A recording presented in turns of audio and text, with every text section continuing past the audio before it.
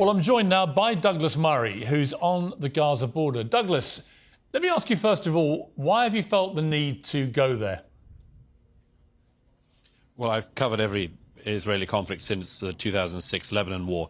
I've covered lots of other conflicts as well, and this one is obviously an incredibly important conflict. It's one that is going to be crucial not just for Israel but for the region, and I like to see these things firsthand, as you know, Piers. I do, and I've read your stuff for many years about these kind of conflicts. Let me ask you, what's your feeling on the ground there? I know you've been with some of the IDF.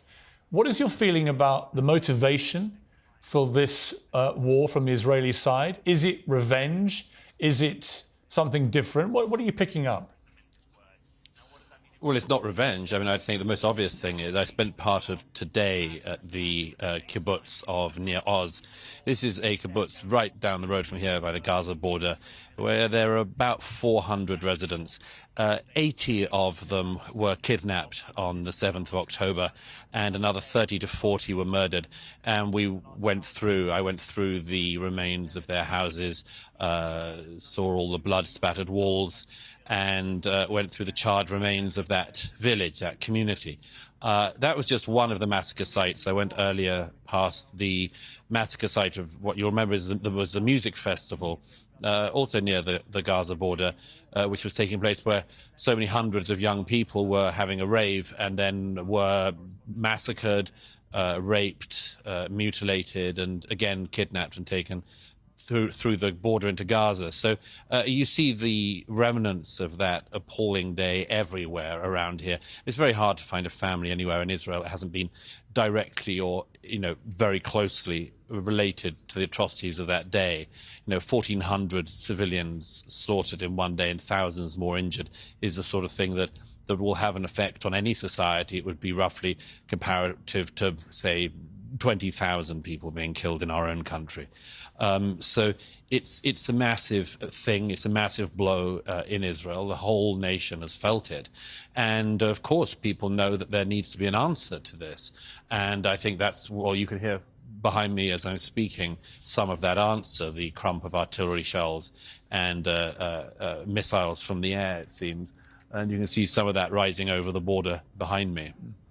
You've talked about proportionality in this conflict being absurd. I've talked a lot about what is proportionate. I've struggled to think of what a proportionate response is to the barbarism of those terror attacks.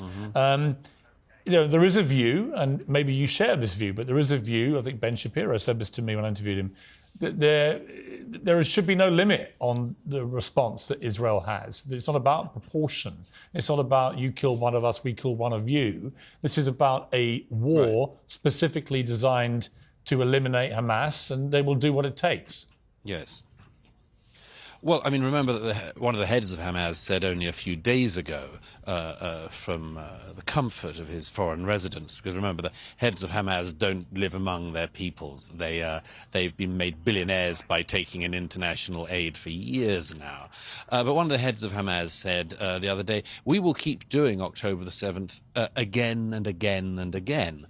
So there's a realization in Israel, I think, that this is just unlivable. You can't have a situation where you have a neighbor who won the election in 2006 after Israel withdrew from the Gaza, promptly killed their fellow Palestinians, the Fatah members in the Gaza, threw them off buildings and shot them in the back. So Hamas has been ruling Gaza for all the last 1.5 decades.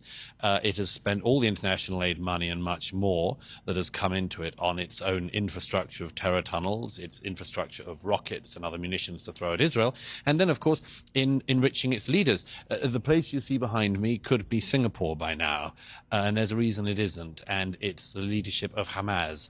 And so, I think that it is something that people have to realize, that this is not a situation which is sustainable for Israel. And yes, the Israeli government is going to be doing whatever it needs to do to fulfill its objective of ridding the Gaza of Hamas. How easy or difficult a job that is another question, but it's something that is going on as we speak.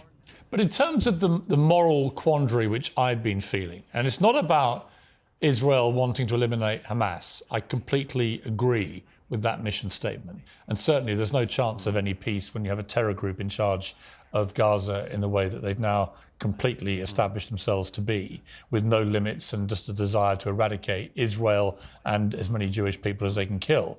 So let's park that to one side. I concur with the mission statement. But it is incredibly difficult, just on a human level, to see, because we know the civilian population in Gaza is half children, to see the sheer numbers of kids who are being killed by the Israeli onslaught that's come back against Hamas. What do you feel about that on a human level? What should we all be feeling about that? The first thing is, should those deaths really be attributed to the Israeli side? We saw the other day the BBC and other media reported that the people who were lying dead on the street on one of the main routes through Gaza was alleged to be a massacre carried out by Israelis. It turned out it wasn't the case at all. It was Hamas massacring Palestinians fleeing south, as the Israelis had recommended they do. So the question, in a way, that you ask, I would say there's an answer to, which is who exactly is responsible for these deaths? If you do, as Hamas does, decide to build bunkers and put rockets on them and then put hospitals on top of them, who exactly is responsible for that? Is it the Israelis and their response, or is it Hamas for doing that? If you do decide, as Hamas has done, to use all of these billions of dollars of international aid to build tunnels where you can hide, among other things, the kidnapped Israelis, who's responsible for the strikes that happen as a result and any civilian deaths? Is it the Israelis, or is it Hamas, who has been holding the Palestinian peoples of the Gaza hostage for the last 15 years and more? Again, I repeat this point. You know, a lot of what has been said about this seems to suggest that Hamas has no responsibility for this. You know, if you went into your neighbor's house, ransacked it, raped your neighbors, killed some of them, took others into captivity, and then somebody said, that's not on, I'm going to do something in retaliation to that, you would bear the cost of that. You'd bear the price for that. The Israelis have the right to respond to such an atrocity. And I'm rather surprised, or at least I'm not surprised in a way, I'm disappointed as ever by the number of commentators in the UK and elsewhere who always use times like this to say things like, we've got to you know, this is a time for judicious voices, this is a time for calm and much more. I do always wonder if those people would say the same or feel the same if it was a bit closer to their own home. You know, if it wasn't a kibbutz down the road, like the one I was in earlier that had been attacked, but a you know, village after village in the south of England, I don't think we'd be hearing those same voices. I think there's a very particular standard that the Israelis are held to. I think it's an unfair standard, it's an unequal standard, it's an intolerable standard for the Israelis. But when people say, you know, you've just got to sort of live with this, the Israelis quite rightly will be saying, well, we don't see quite why we do. The comparison between Hamas and the Nazis is insufficient. And sorry, there's an incoming.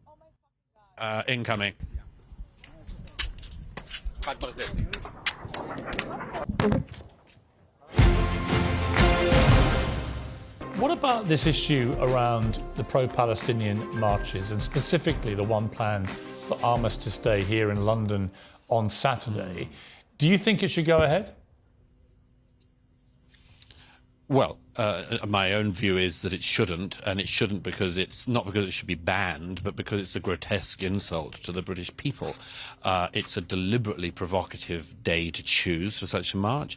It's a deliberately provocative march. As the Telegraph showed just yesterday, around half of the organisers of the march are themselves linked with Hamas, which isn't at all surprising. We have Hamas commanders, after all, who live in London very safely, often on welfare. So, yes, I think it's an intolerable march. It's an intolerable provocation to the British public and the British government and the British police, by the way, who Saturday after Saturday have been made to put up with unbelievable taunting and abuse from the marchers.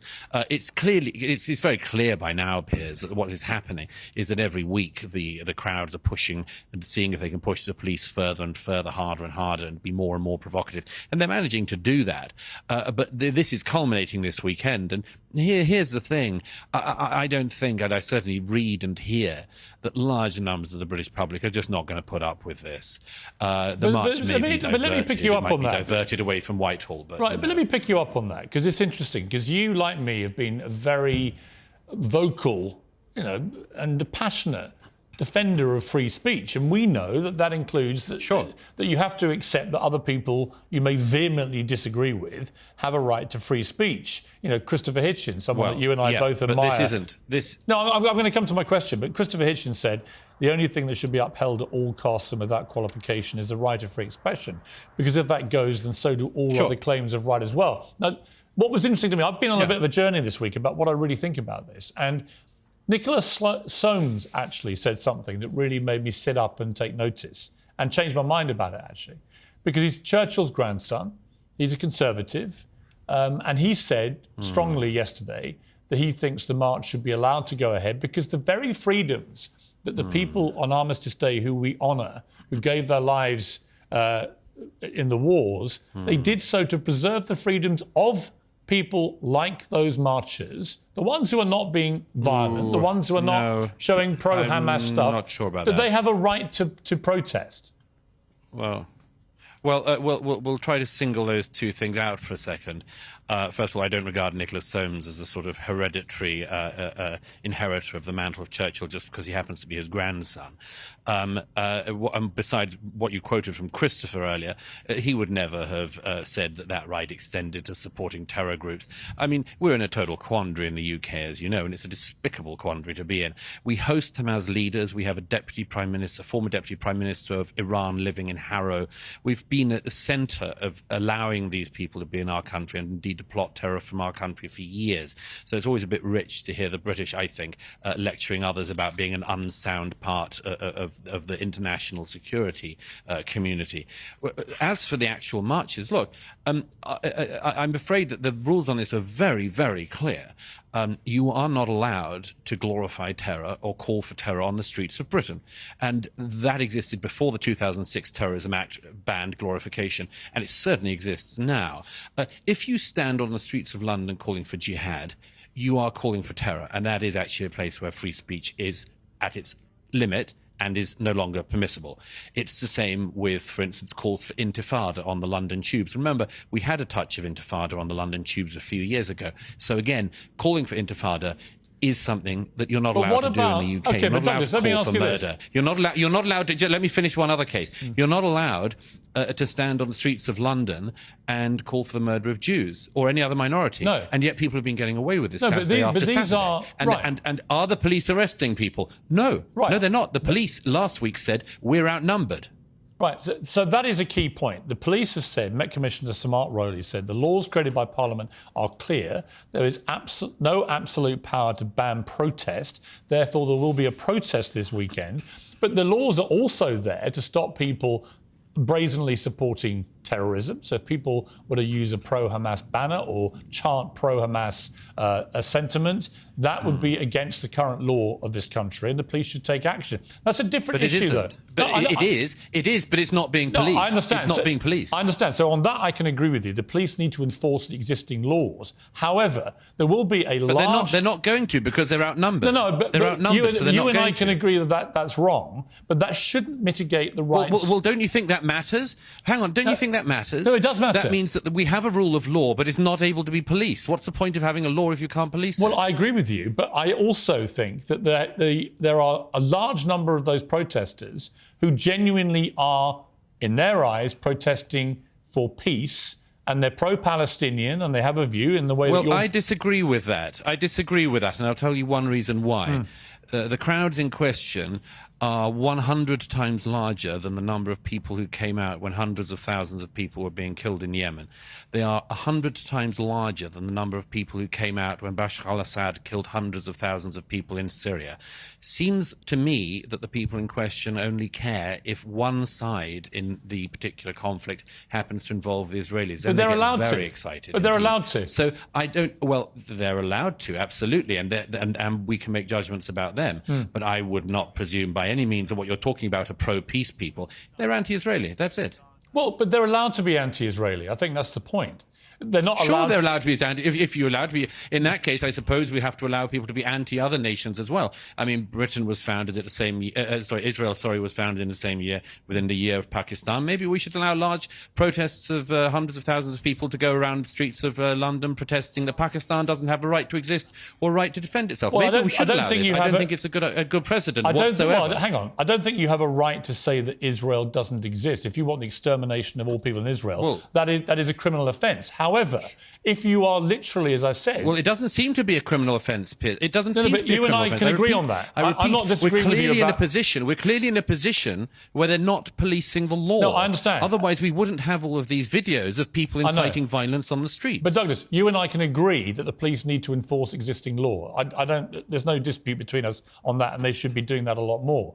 But we also, I think, have to surely look at the people who are genuinely there in a non-violent manner, of which there are many. These are massive protests. I think back to the protests, for example, against Donald Trump when he came to London, against America because he was the president. We allowed that to happen. I didn't necessarily agree with them, but we allowed them to happen. You know, I remember Madonna saying we should blow up the White House, a women's march in Washington. That happened, and people accepted that. Well, but here's a very important point on that, Piers.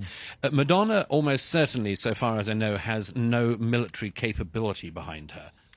So when Madonna says, I'd like to blow up the White House, it's a piece of stupid rhetoric from a pop star. When you've just had the largest massacre of Jews since the Holocaust and you have Hamas supporters and others marching through London calling for it to happen again, that does matter because there is a capability. So there is a difference, isn't there? Well, there is, but I don't think that all of these protesters are pro-Hamas. And the difference is whether or not you have a large artillery behind you. Yeah, but you don't honestly think they're all pro-Hamas, these people? Well, I think that anyone who, for instance, chants things like "from the river to the sea" is in fact yes, but they're not all doing that, or is criminally ignorant. Oh well, they are. I mean, there's masses of videos of them marching past Westminster Abbey last week, saying exactly that. Yeah, but they're not all doing marching it. Past the statue of Winston Churchill last week. I've watched the videos, and there are lots of people chanting, and some who aren't. Okay, well, here's a challenge. Okay, well, here's a challenge, Piers. If you decided to go on some kind of march and in week one you discovered that you had the BNP along your side calling, for instance, for the murder of all black people, would you not wonder whether or not you should go on week two? And would you not drop out by about week three? I'd have thought so. I would. That's a good question. And yes, I would. But that doesn't actually... Good. That shouldn't so we can tell something about the marchers. Well, you can say that you have a view, your own opinion is they shouldn't be marching alongside these other people. However, they are still entitled, in a free democratic country like ours. And look, I don't have absolute opinions on this. I just think it's a really interesting test of how far free speech goes. Well, and I do feel here's uncomfortable... Here's the interesting test, if I can say so. Yeah, sure. The interesting test, if I can say so, Piers, is there are limits to this, in fact. You are not allowed to glorify the murder of people on the streets of Britain. You are not allowed to be a member of a prescribed terrorist group in Britain. But I return to the point I made at the start. We allow it. I repeat, we have Hamas commanders living in the UK who take welfare in the UK and use it to commit terror. Why are they not locked up? Because we have laws that we don't pursue. Yeah. We have criminal charges that we don't use. The person in particular I'm thinking of, Mohammed Sawalha, got British citizenship. You're meant to sign a form saying you're a person of good character to become a British citizen. Can you say that somebody who was a former military commander of Hamas in the West Bank is, quote, a person of good character? I'd say not. So again, like the police, like many other people, the border control in the UK doesn't enforce the law, doesn't care to do so. And I repeat, there is a serious problem with this in the UK. Israel, as you can see tonight, can look after itself. I wonder if Britain can say the same. Yeah, listen, I understand that point. You've also said it will have to be counted if the march goes ahead because the British public shouldn't have to put up with it. But what does that mean in reality? Yes. You're not endorsing people to go confront them, are you? No, not at all. I would suggest that if the cenotaph, for instance, comes under attack, there should be a peaceful ring of people around the cenotaph to protect it, as with other monuments. And I think that that's what many people will do. I hope they do so peacefully. But as this goes on and as the provocations grow and grow, I'm very, very afraid from what's going to happen this weekend coming in the UK. Personally, I think it's safer in Israel these days than it is in central London, certainly for Jews. Let's talk, given you're over there right now, what concerns me about what Israel is doing is not their efforts to get rid of Hamas, but because of the particular nature of Hamas embedding themselves amongst civilian populations with the massive amounts of civilian casualties that will inevitably come, and that figure will grow and grow and grow. Are we not, as Barack Obama warned, are we not creating here just an opportunity for far greater radicalization of all those young Palestinians who watched their loved ones get killed? Why would we imagine that at the end of all this, they're going to want to do anything other than to become a new version of Hamas in wanting to exact revenge for what happened to their families? Well, two things. One is, if you just follow the logic of what Barack Obama said, then you just shouldn't do anything. If you're Israel, you should be attacked and just sit back and say, great, we'll wait for the next one.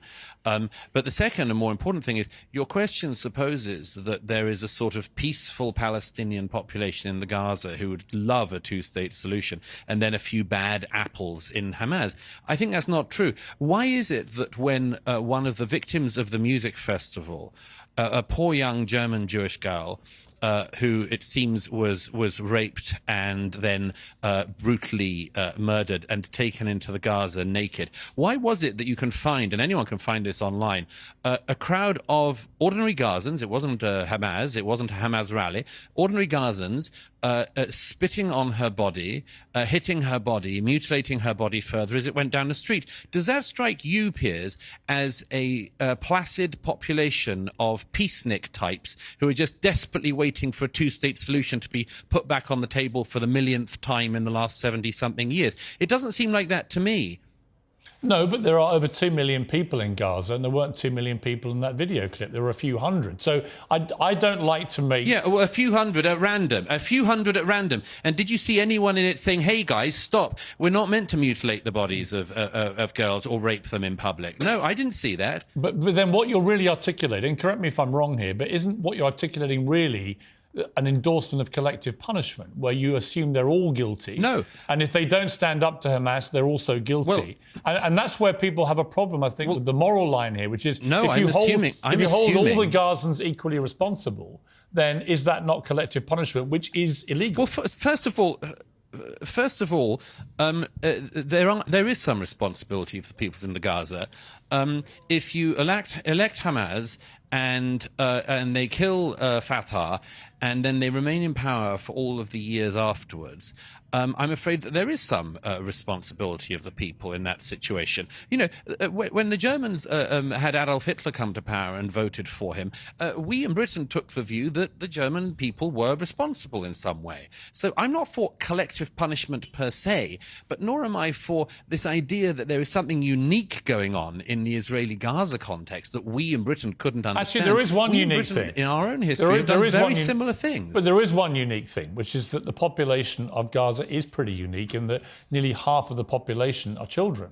That is a unique situation. No, I'll tell you what's unique about the population of Gaza. It's the only population in the world where people routinely claim Israelis are committing genocide, but which has a population boom all of the time. I mean, that strikes me as being quite an interesting thing about the Gaza. But as for the moral cruelty, I want to make a very, very important point, if I can say so, on this, which is, you know, people quite often abuse history, and they say things all the time. I mean, about the only thing anyone from history knows is about the Nazis. Here's something I can tell you with absolute certainty, Piers, having not just seen some of the results of what Hamas did on the ground here in Israel a few weeks ago, but having watched the videos of the unedited footage, which I was one of the journalists was sadly allowed to see the other day. I can tell you one thing: the comparison between Hamas and the Nazis is insufficient. And sorry, there's an incoming.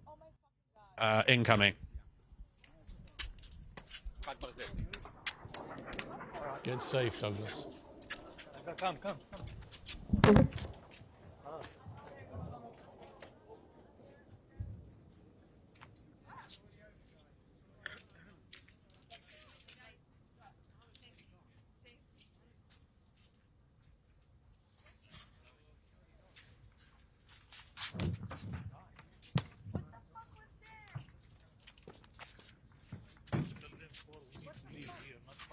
Are you okay, Douglas?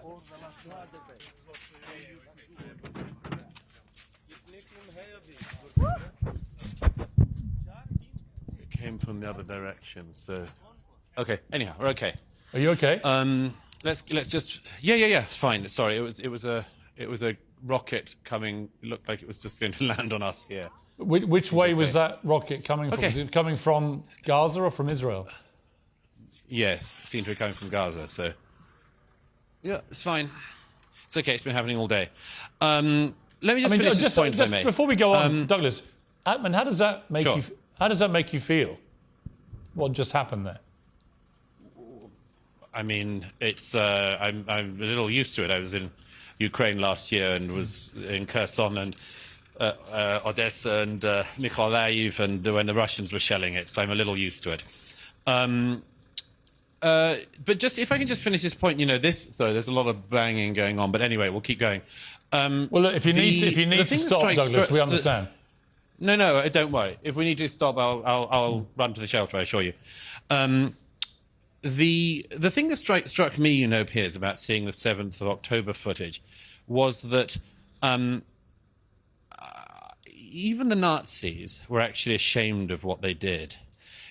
SS battalions who spent their days shooting Jews in the back of the head and pushing them into trenches had to get very, very drunk in the evening to forget what they had done. The Nazi high command famously had to sort of get around the problem of soldier morale because the soldiers knew this wasn't exactly what their lives were meant to look like either. I tell you one very big difference. If you look at the footage, the raw footage, and I really hope people don't on a wider scale have to view what I viewed the other day, if they see it, they will see something that is at least as barbaric as what the Nazis did. But here's the difference. They did it with glee. They were deeply proud.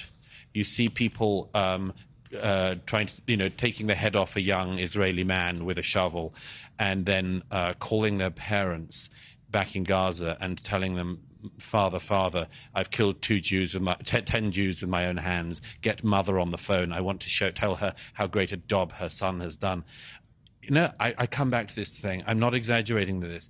It's very, very interesting, and people need to realize. You had this situation with the Nazis, where they also were a genocidal anti-Semitic organization, but they tried to cover their crimes up. Hamas are actually proud of them, and they've said they will do them until the whole world is clear of Jews. Yeah. So I suggest we take that seriously, and I think that Israel is taking it seriously. I hope they continue to take it seriously, but I think the world should take it seriously, and that includes Britain. And when I hear British journalists, British commentators, and British politicians lecturing the Israelis on what they should do, I think, I'm sorry, this shows a failing in our country. It shows that we in Britain cannot enforce our laws. We don't even enforce our borders in Britain. It's us that is the weak link in the international security chain on this, not Israel. Douglas, how does this war end? Netanyahu said yesterday that he sees at the end of this Gaza falling under Israel occupation for an indefinite period. Now, there are many people in Israel who absolutely want Netanyahu out and hold him accountable for what happened on October the 7th in terms of the failing of defence and security. He's deeply unpopular now amongst his own people. But this whole idea that you somehow reconcile this 75-year conflict, which has blown up into warfare time and time again, by Israel ending up as a completely occupying force, that seems to me utterly untenable. Yeah. Well, I think that, look, it's too early to tell. I would just say this, and I've said this before, but Israel is one of the only countries in the world that's never allowed to win a conflict. It has been left with this question of the Palestinians in the West Bank, the question of the Palestinians in Gaza. It's been left with this for years. And by the way, I say left with it because, remember, the Jordanians could solve the problem in the West Bank immediately by taking the Palestinians therein or taking some kind of control. They don't want to. The Egyptians, I have friends who were born in Gaza when it was owned by the Egyptians, run by the Egyptians.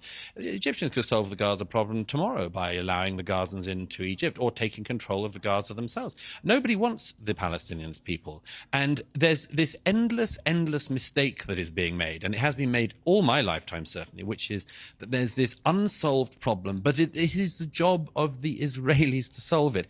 What is happening behind me is a demonstration of the fact that it is an insoluble problem that the Israelis keep being told to solve. Gaza, ever since the Israelis left it in 2005, could have become Singapore. It could have become a thriving place. But Hamas didn't want that. They wanted to turn it into a place, instead of building upwards, they built downwards. Instead of building great buildings, they built great tunnels. This is a tragedy for the Palestinian peoples, but it's one that has been brought on them by groups like Hamas, who do not want a settlement in this war. Douglas Murray, so powerful to talk to you there on the Gaza border. And I'm glad that you came through what was a pretty scary moment in the middle of that interview. And I appreciate you coming back and continuing the interview as if nothing had happened. Quite remarkable to witness, I have to say, from the safety of my London studio. But I do appreciate it, and stay safe out there. That's right. Will do. Very good to see you, Piers. Thanks, Douglas.